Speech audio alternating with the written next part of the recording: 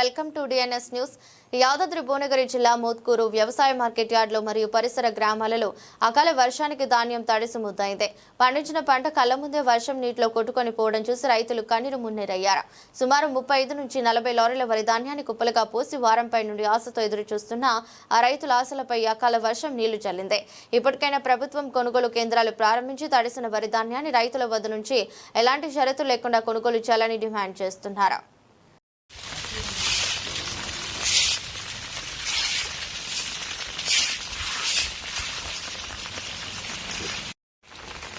కురుమిల్ల రమేష్ మోత్కూరు ఒక 4 ఎకరాల పంటను తీసుకొచ్చి మార్కెట్లో పోసి వారం రోజులకు ఎక్కువ అవుతుంది.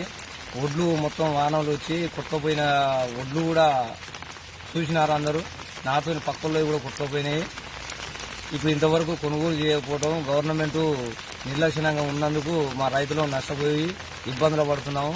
ఇప్పటికైనా గవర్నమెంట్ పచ్చి అయినా ఏదైనా కొనాలని కోరుకుంటున్నాం. గోవింద్ యాకయ్య, అది మోత్కూరు గ్రామం.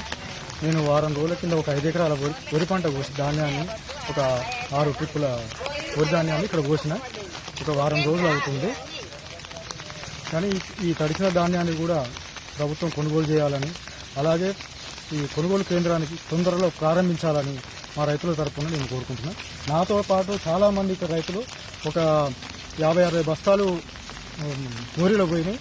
ఇవన్నీ మా పంట నష్టం ఏదన్నా నష్టపరిహారం చెల్లించినా కానీ మాకు ఆదుకున్న వారు రైతులని ప్రభుత్వాన్ని